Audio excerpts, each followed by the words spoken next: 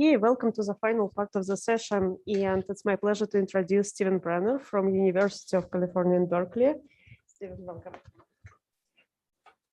Thank you. So it's my pleasure to be able to tell you about some work that was done by a really great postdoc in my group, Liqiang Hu. This is work I actually did quite a while ago, and we're still working on getting out for publication. And I'm really excited to have the chance to share it with you. It's work we call time bombs in large-scale biological public data. And I'm going to try to motivate what's happening with these data by what happened with a fairly well-reported case of something called the Golden State Killer. This was a murderer who was active decades ago, who was involved in many murders and also many rapes, and he had a very stereotypical way in which he would carry these out, which was particularly sadistic. And this went on for years, terrorizing areas in California. And then he just stopped. The guy seemed to just disappear. And no one knew what happened. And eventually he was caught.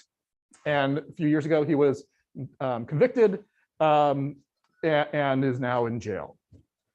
So how is it that after decades, they were able to find this guy with him not doing anything in that intervening time? So the approach was that they had the investigation evidence. They had DNA from crime scenes from the 80s, when particularly where all the rapes occurred. There was very extensive DNA material. They knew also a lot of information about him, which we call quasi-identifiers, that he was male. They knew about how old he was. They knew where he was active, so therefore likely where he was living. They knew he was a criminal and had some data about that. That based on the way he committed his crimes, there was a belief that he was probably military or associated with police. And that was the first speculation about him. And this is the type of data that's normally what detectives use to try to solve cases. But it wasn't enough, that this was not enough to solve that case alone. But then several years ago, I guess about 5 years ago, they decided to take this DNA data they have from the crime scenes, and they uploaded it to a database called GEDmatch. So GEDmatch is a database where people typically look to find their relatives. If they say they use 23andMe and they want to find relatives who might have used Ancestry, they upload to GEDmatch, and the idea is they can find people who basically had their genotyping done from different databases. So people basically put in these databases their genotypes and their names, and then you can find who your relatives are. So they took this guy's genotype and they uploaded there. He had not participated in this, and so he was not in there. But what they found were some distant relatives. And with those distant relatives, they were able to infer an ancestor who lived probably on the order of 100 years ago. And then working with genealogists, and this was not a trivial thing. I want to emphasize this was not a straightforward thing. They then actually reconstructed the entire pedigree of the descendants of that ancestor and who were all the people that were living today, who would be the relatives of that were matched indirectly in this GEDmatch database. And when they went through all the people living today, that there were only 2 of them that were a plausible match with the quasi-identifiers they had. One of them was the most compelling. They went to the guy's house, collected a cup that he had discarded, took a DNA sample from that. This was a perfect match to the DNA sample. They then brought him in and did a proper forensic test and confirmed that he was the Golden State Killer. So there was all this indirection and using these public genotype database matches that allow this to happen. Now there's a whole industry, literally an industry around doing this. It's been done in probably now hundreds of cases. It's actually restricted at a federal level how it can be done. States, though, are often much less restricted in how they can pursue this. And this type of general idea is the type of idea we're going to use in trying to think about biological public data as well. And part of the reason that this works is motivated by this work by Yaniv Erlich, arguing that something like 60% of all Americans of European descent will be identifiable by a 3rd-degree relative or closer in these public databases. So now there is a big database that basically matches people to genomes. Not everyone, but at least via relatives. And the second thing is realizing that you actually don't need that many quasi-identifiers to be able to uniquely identify someone. So this also worked by Yaniv Erlich, which I thought he laid out quite nicely, that if you typically know the year of someone's birth, the day and month of birth, so basically their birthday and their zip code, that you almost always will then have enough information, enough business information to actually uniquely identify someone within the US population. And so if you have a little bit of data that you have already easily available, you don't need that much more to get to unique re-identification of an individual. So how can personal privacy be breached by biological data? So first, imagine you have a perfect genomic database that has genotypes and has identifiable information, Alice, Fatima, and Ming, and what their genotypes are.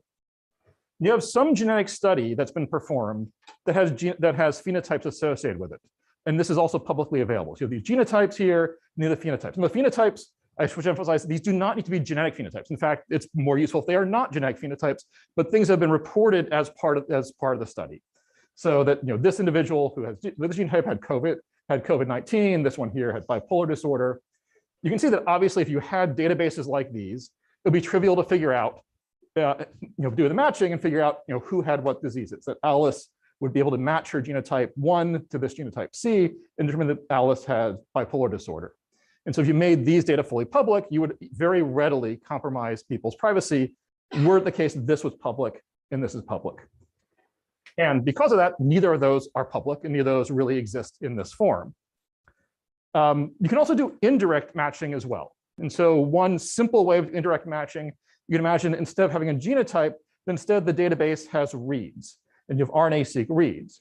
And then from the RNA-seq reads, you can then compute an intermediate of what the genetic variants are from those reads, and then from that match those genetic variants then to a genotype. And so in this case, you'd be able to match with Bob with this genotype, match the genotype variants, which were inferred from the RNA-seq reads, and then learn that Bob has hepatitis B. So you would also not want to release a data set where you have data that could readily lead to a computed intermediate that could be matched to a public database. And so we don't do that by and large, that when we have RNA-seq reads, that those are controlled access. So here I'm showing you the data, for example, for TCGA. And basically the reads are controlled access. And then with the gene read count, the TPMs are publicly and unrestrictedly available. It turns out that is a problem. And it was a problem that's been identified for quite a long time. Because what you can do is from gene expression levels, infer eQTL genotypes. This is something that Mark Gerstein and his group identified about a decade ago. And then this eQTL genotype can be a computed intermediate that then you can go ahead and match to the genotypes. And let me show you how this works. It's really quite simple in practice, that if you have gene expression levels that are known to be associated with particular genotypes, this is what an eQTL is, where the AA is relatively low expression, the GG is relatively high expression, you can simply just run backwards and say, okay, if I see that this gene is expressed at quite a high level, then it's very likely that the allele at this position is GG. So the question is, how many of these alleles can you actually compute with what degree of reliability, and how rare are these to the extent that you're able to actually get enough information from them to be able to compute these types, go back and compute these types of links over here. And so they introduced this idea back in 2012, and so a decade ago, and then updated in 2016. But they actually at the time said this wasn't really a big deal.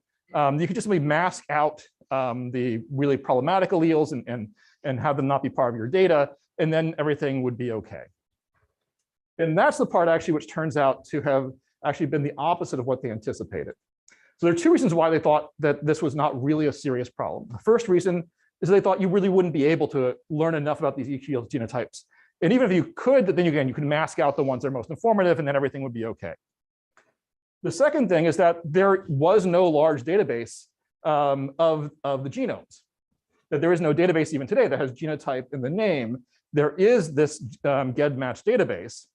However, that GEDmatch database, it does not actually a database where you can go into and just simply say, here's the genotype, I want to match it. You have to work through their resources, which are limited in what they can do because they're intended to be able to find relatives by identity by descent, not to kind of do this type of matching which with the eQTLs. But it turns out that while back when they did their analysis, the power to infer relatives from the expression levels was relatively limited, that today it's profound. And as our knowledge of eQTL continues to improve, this will continue to get better. And so his argument at the time was that, well, if we really care about this, we could filter out these 50 or then maybe these 100 different most powerful eQTLs, and just not give the expression levels of those genes that are associated with those eQTLs. But what that would do is if we taken those ones, so basically have the effect of taking this curve here, basically bringing it down, here down to 0. But you can see that still this curve would still give you enough information today to still easily reveal who someone is. And if we then took out these ones here, based on what we know today, that then you might be able to make it so it's hard to identify someone. But later on, we may learn more eQTLs, and then you still, over time, be able to re-identify someone. So this idea that the eQTLs don't tell you enough has proven not to be true over time. And it turns out that the other issue of whether this database exists has also proven not to be true over time. That my postdoc, Zichang, was able to show that with a database like GEDmatch, you can actually upload a fake profile and be able to do the matching. So we were very careful with this. I should say we didn't upload any real profiles, and we worked with the database to do this in a way that was all appropriate. And so there was no real person being matched here, but rather identifying what would happen. But if you actually match a real genome versus a real genome, you get a very, very significant match. You match something random, you get nothing. You can actually also identify offsprings and siblings as well. So we are not able to go out to third-degree relatives the way it's currently done with forensic matches. We are currently able to easily go out to first-degree relatives, and we probably could go out to second-degree relatives. So it's not yet 60% of the US European population, but it's definitely going in that direction. So these two big hurdles that were thought to be a problem have now both been overcome. And so from our perspective, that releasing expression level information is releasing data that has high risk of being re-identifiable for a substantial fraction of individuals, either now or in the near future. So a lot of people say, well, this is not really a real world risk, because who would do this? You'd have to be deliberately trying to be nefarious to go and do this, and why would anyone do that? Well, there are thousands of successful ransomware attacks every single day. There are lots of evil people out there, and they try to do bad things to get income. And so you can imagine that it would be easy for someone to want to do something like this. And then to do this type of compute is really no harder than doing a ransomware type attack. And in the same way that ransomware has been set up as, as a service type approach, you can imagine this becoming a service as well. So that's one possibility. That's the evil possibility. People use it for insider trading to get information about who is sick and what's going to happen with them. If you'd known, for example, that Steve Jobs had pancreatic cancer, that probably that you could have made some money on the stock market at that time. That you could use it for consumer profiling in various ways. But the most interesting one, though, I think, is public interest. You can actually imagine cases where someone would do this because they're trying to do something good. And the case that came up that actually led me to realize this was the story of this individual here, Monsignor Jeffrey Burrell, who was the General Secretary of the US Bishops' Conference. So a very high-ranking person in the Catholic Church. And a set of journalists working for an organization called The Pillar, which is sort of a Catholic news organization, basically identified that he was involved in sexual misconduct. So how did this happen? These titles from the Washington Post laid out very clearly that basically they were able to locate him using Grindr data. So Grindr sells their location data in an anonymized, quote unquote, anonymized form. They're able to locate who was going to the Catholic place, and then who was going to other places that, where they didn't think he should be, and were able to figure out who he was. And basically he resigned immediately once these data became released. And from their perspective, the journalists were trying to identify someone who was involved in misconduct under the scope of definitions they had. And you can imagine a journalist could do the same sort of thing, trying to use the genomic data in the same way. And to play this out into one type of scenario, imagine Bob. So Bob is a pilot, and he has diabetes, so he joins a study that's studying diabetes, and he keeps information private.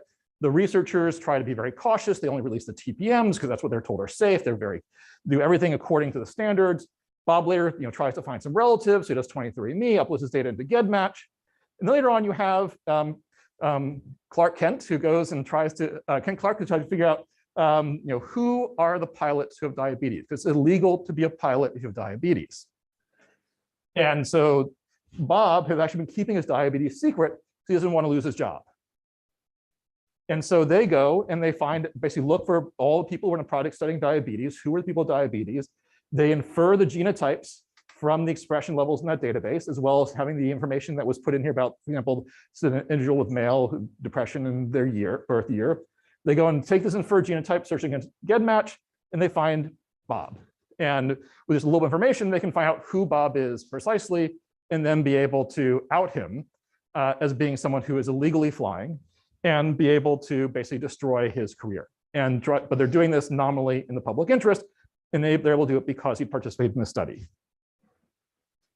And so even from this public interest standpoint, you can see how our research data could do great harm to the participants who've been promised privacy in these studies.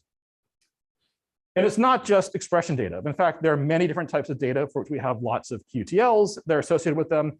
And some of these actually turn out to be even more powerful than the expression data that's been probably studied most broadly.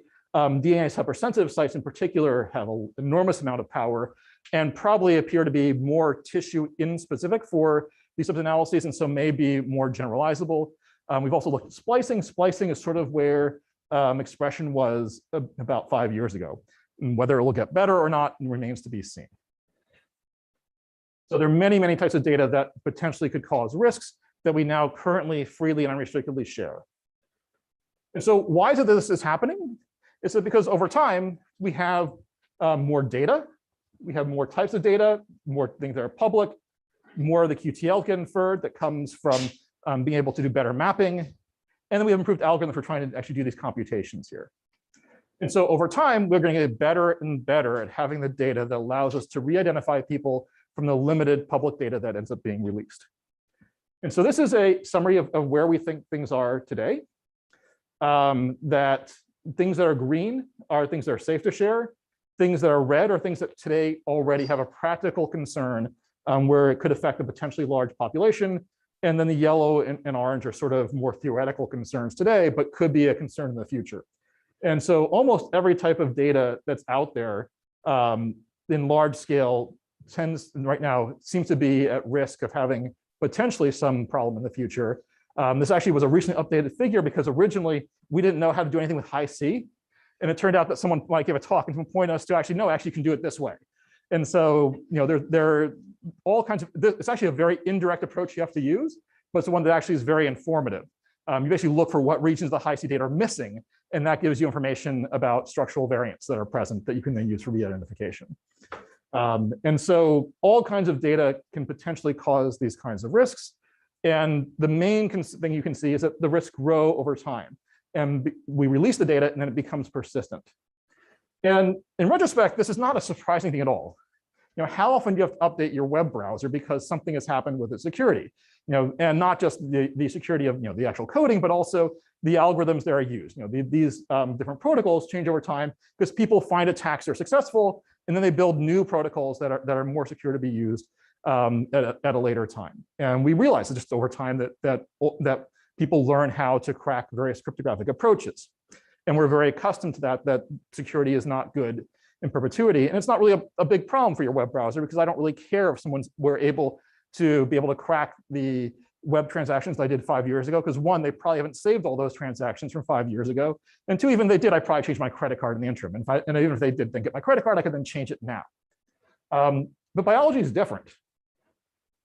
And there's actually this article that was published last year about DNA kits, and this guy, Michael, that's not his real name, who says every time there's a sale at one of these testing companies, he braces himself for the fact he's going to learn about having new kits. He was promised when he provided his sperm as a sperm donor that he would have complete anonymity. And instead, he keeps learning that he has more and more children. And this is a very concrete example, but we could be doing this essentially breaching priority, reaching the privacy on an ongoing basis of essentially everyone who participates in any type of study where we produce large-scale functional genomics data. And I think that that's really a grave breach of the promises that are being made to those individuals. And so the problem is that genome privacy, we have to protect it for a lifetime and potentially even beyond if we care about the protection of the privacy of the descendants in these studies as well. And so I'll conclude there and be happy to take any questions you might have. Again, I'll highlight that Zichang Hu was the postdoc who really led all this work. Thank you very much for your attention.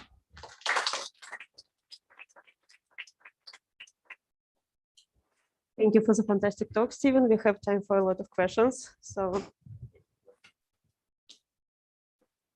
very intriguing talk. Thank you. So This is all based on the idea that you have genome repositories in which you have centralized genome data, right? And you have that because you need it for computation purposes to analyze the data.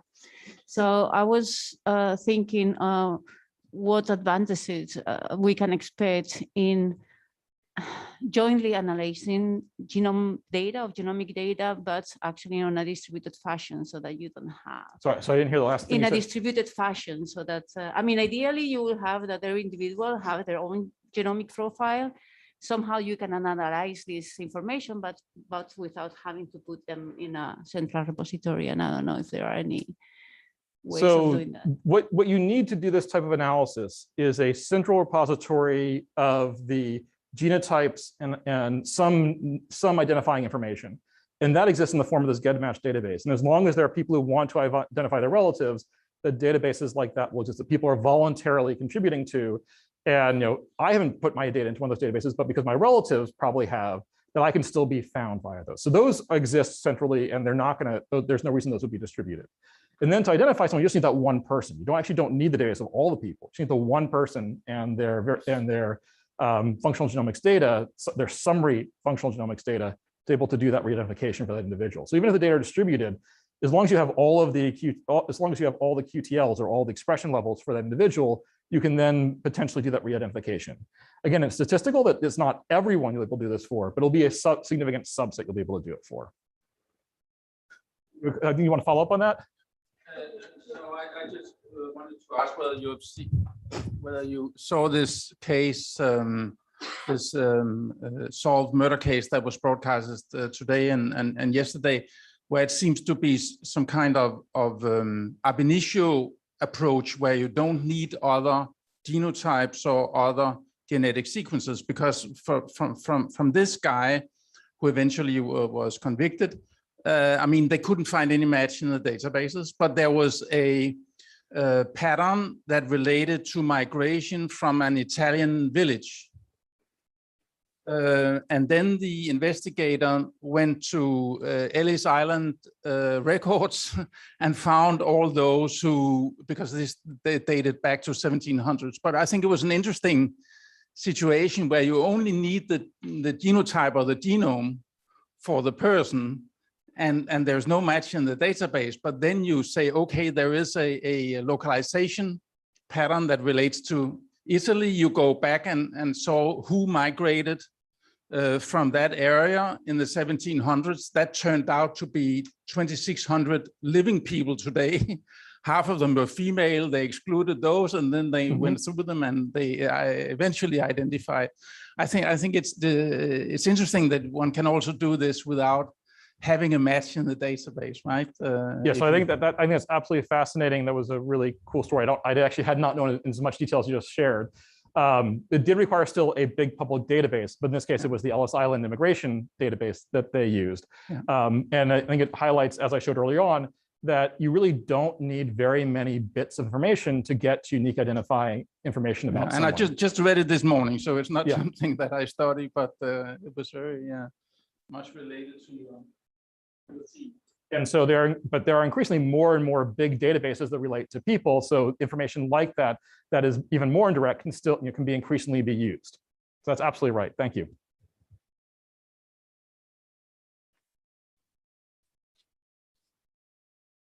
It's not a scientific question, it's actually a reflection. I think that, if I'm not wrong, your assumption is that genetic privacy is a value that we have to protect.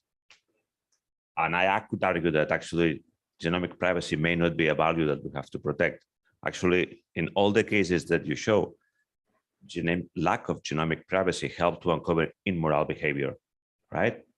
So why do you think, I mean, as far as there are laws that protect against discrimination, why do we need to protect genomic privacy, and why it would not be beneficial for everybody actually that genomic data is open for whatever purpose? If I don't have to hide any immoral behavior, why do I need to protect my So this is a really good question, and there's the second half of the talk that I didn't present, which is all about how do we address this and where are the concerns.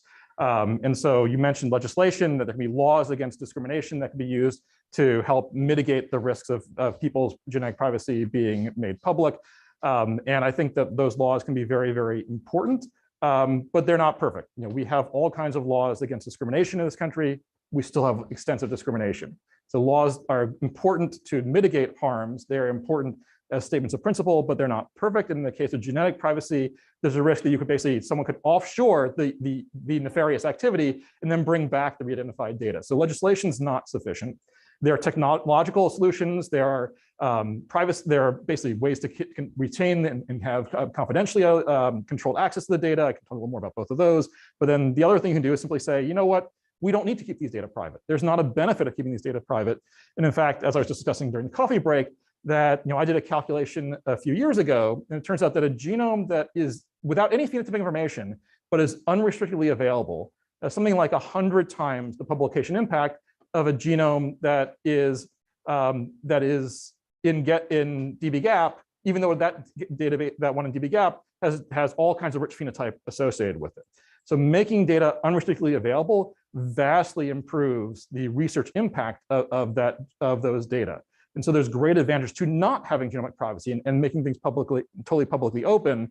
And for a large number of individuals who participate in genetic studies, they'd be very happy to have their information unrestrictedly available. They want the data to be shared. They want the research to happen. And so I think that the question you're asking is exactly a correct one.